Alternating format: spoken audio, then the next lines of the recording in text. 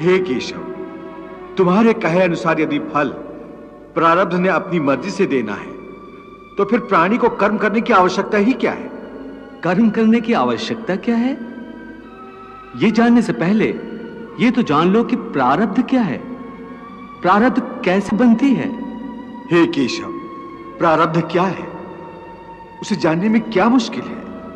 यह तो सीधी सी बात है कि जो भगवान की इच्छा है वही मनुष्य का प्रारब्ध होती है। नहीं अर्जुन, नहीं, यह धारणा सत्य नहीं है। क्यों सत्य नहीं है? क्योंकि मैं किसी के प्रारब्ध नहीं बनाता, ना मैं किसी प्राणी के कर्म अथवा कर्म फल के हिसाब में दखल देता हूं। इसलिए प्राणी की प्रारब्ध बनाने में मेरा कोई हाथ नहीं होता। फिर कौन बनाता है प्राणियों का प्रारब्ध? प्राणियों के अपने कर्म।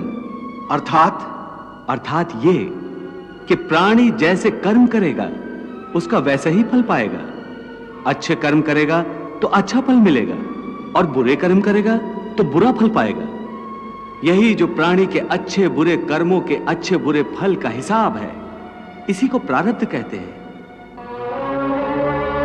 अपने पुण्य कर्मों के फलस्वरूप सुख और अपने पाप कर्मों के फलस्वरूप दुख प्राणी को इसी जन्म में या अपने अगले जन्म में भोगना ही पड़ता है, वो टल नहीं सकता।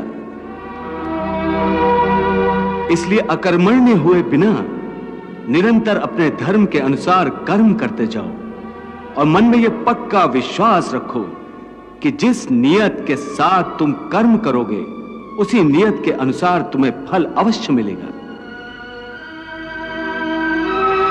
कर्म का यह अटल विधान है, इसमें कभी किसी के साथ अन्याय नहीं हो सकता।